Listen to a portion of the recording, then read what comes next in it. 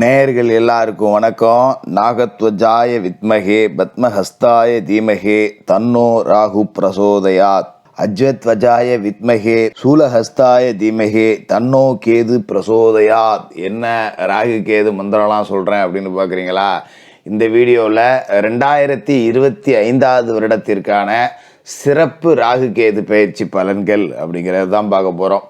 அதாவது தமிழ்நாட்டில் ராகு கேதுக்கள் அப்படிங்கிறதுல பல ஜோதிடர்களுக்கே சரியான விளக்கம் அப்படிங்கிறது இல்லை. ராகு யார், கேது யார், இவங்க கொடுக்கக்கூடிய பலன் எப்படி இருக்கும் அப்படிங்கிறது பல ஜோதிடர்களுக்கே தெரியறது கிடையாது. அதாவது ராகு கேதுக்கள், நிழல் கிரகங்கள், சர்ப்ப கிரகங்கள், சாயா கிரகங்கள் இதோட எல்லாரும் முடிச்சிடுறாங்க.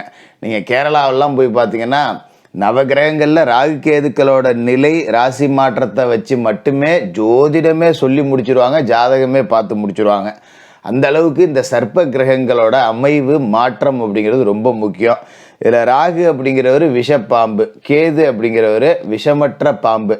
அதாவது ராகு அதீத தைரியம் அப்படிங்கிறத கொடுப்பாரு, நமக்கு நிறைய கர்ம வினைகள், முன்னோர்களோட கர்ம வினை கொடுப்பாரு. கேதுங்கிறவர் பட்டற்ற ஒரு தன்மையை கொடுப்பாரு. ஒவ்வொரு கிரகங்களுக்கும் ஒவ்வொரு நாள் இருக்குது பார்த்தீங்களா? இப்போ ஞாயிறுக்கு சூரியன், திங்களுக்கு சந்திரன், செவ்வாய்க்கு செவ்வாய், புதனுக்கு புதன், வியாழனுக்கு குரு, வெள்ளிக்கு சுக்கிரன், சனிக்கு சனின்னு. அது மாதிரி ராகு கேதுகளுக்கு கிழமை இருக்கா ஜோசியரை அப்படிங்கன்னா இல்லைன்னு பலர் சொல்லுவாங்க. ஆனால் இருக்குது.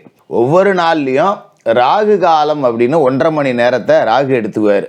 யமகண்டம் அப்படின்னு 1.5 மணி நேரத்தை கேது எடுத்துக்குவார். குளிகை அப்படின்னு ஒரு 1.5 மணி நேரத்தை சனி பகவானோட புத்திரன் மாந்தி எடுத்துக்குவார். அந்த வகையில் இந்த கிரகங்களுக்கும் ஒவ்வொரு நாள்லேயும் பங்கு இருக்குது.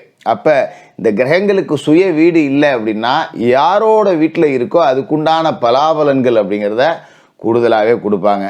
இந்த 2025 ராகு கேதுக்கள் உங்களோட ராசிக்கு எப்படிப்பட்ட மாற்றங்களை கொடுக்க போகுது அப்படிங்கிறத ரொம்ப துல்லியமாக கணிச்சு சிறப்பு தொகுப்பாக உங்களுக்கு தரேன்.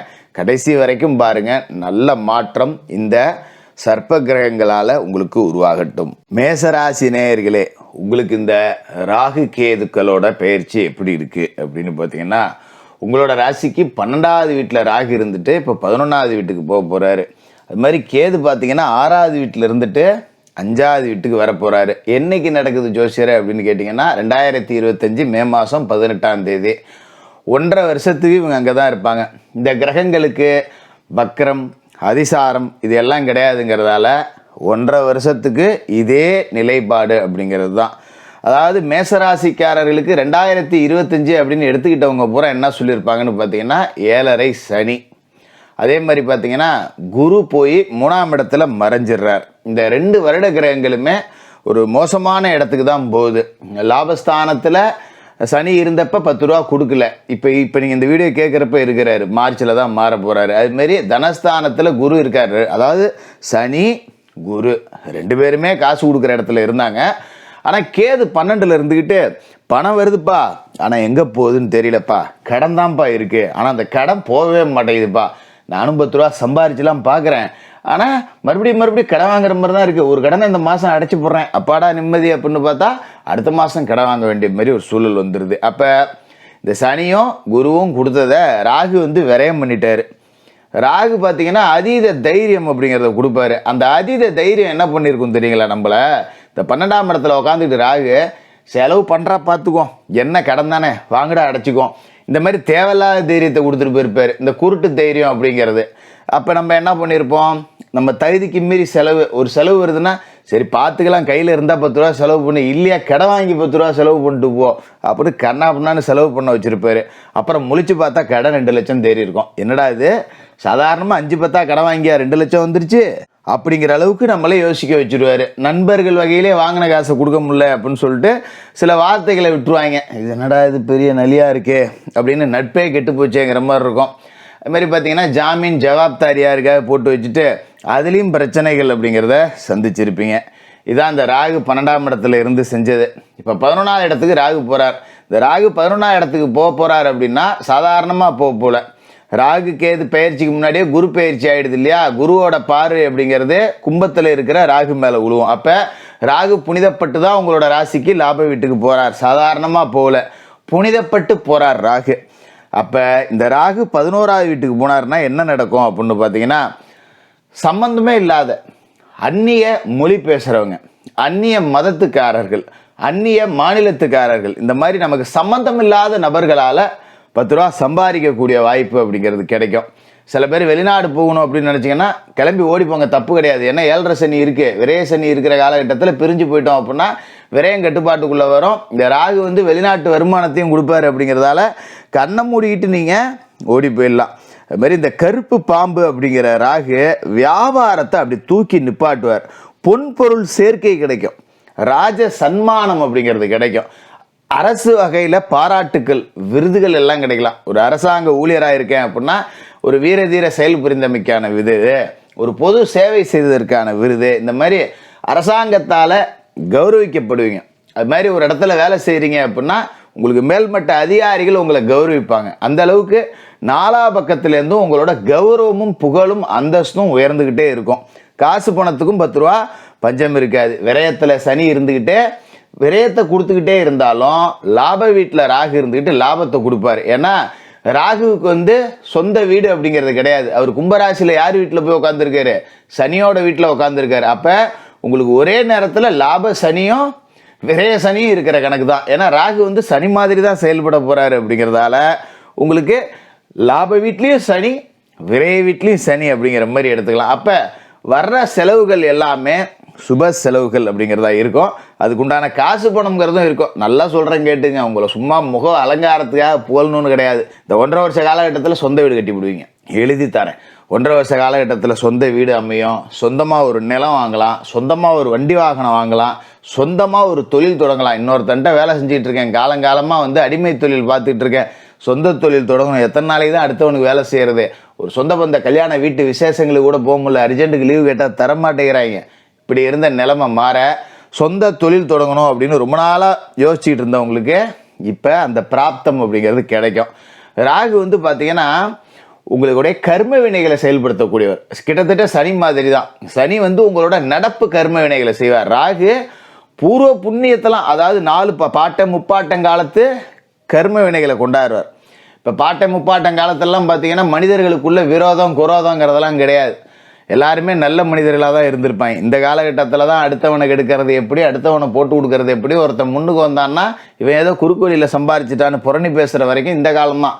அந்த காலகட்டத்தில் நேர்மையின்பாலில் கர்ம வினைகளை கடைபிடித்து தர்ம வழியில் வாழ்ந்தவங்க தான் நம்ம முன்னோர்கள். அப்படிப்பட்ட முன்னோர்களோட புண்ணியத்தை பூரா ராகு குரு பார்வையால் புனிதப்பட்டிருக்கிறதால உங்களுக்கு சேர்க்க போகிறார். அப்போ 7 ஜென்ம புண்ணியம் அப்படிங்கிறது மேசராசிக்காரர்களுக்கு கிடைக்க போகுது. அது மாதிரி லாப வீட்டில் ராகு இருக்கும்போது திருமணம் செய்யலாம், திருமணம் நடக்கும். சுப விரய செலவுகள், ஏன்னா 12ஆம் இடத்துல 7.5 சனி தொடங்கியிருக்காரு அப்படிங்கிறப்ப சுப விரய செலவுகளை கொடுப்பார். திருமணம் செய்யலாம், பெண்கள் ருதுவாகக்கூடிய சடங்கு நடக்கும், பிள்ளைகளுக்கு திருமணம் செய்யலாம், சொந்த தொழில் பண்ணலாம். கையில் 10 ரூபா காசு பணம் வச்சிருக்கக்கூடாது. காசாக வச்சுருந்தா விரைய செலவு வரும். ஒரு நகை வாங்கி போடு, நட்டு வாங்கி போடு, மண் வாங்கி போடு, மனம் வாங்கி போடு, வீடு கட்டி போடு. இந்த மாதிரி செலவுகள் அப்படிங்கிறத தொடர்ச்சியாக செஞ்சுக்கிட்டே வரலாம். அப்படி ஒரு அற்புதமான யோக பலன்கள் இந்த ராகுவால் உங்களுக்கு கிடைக்க போகுது. அதுமாரி கேது அப்படிங்கிறவர் பார்த்தீங்கன்னா ஞானக்காரகன். ராசிக்கு 5வது வீட்டில் வரார். ஒரு பட்டற்ற தன்மையை கொடுப்பார். எப்படி கொடுப்பார் அப்படின்னா, பூர்வீக சொத்து இருக்கும், அது மாதிரிலாம் எனக்கு நம்பிக்கை இல்லைடா, சொத்துலாம் என்ன பெரிய சொத்து அப்படின்னு சொல்லிட்டு நம்ம உழைக்கணும்னு தான் நினைப்பீங்க. நம்மகிட்ட 10 ரூபா இருக்குது, அது போதும், என்ன பெரிய பூர்வீக சொத்து வந்து நம்மளை தாங்கிற போகுது அப்படின்னு நினைக்கக்கூடிய ஆளுங்க.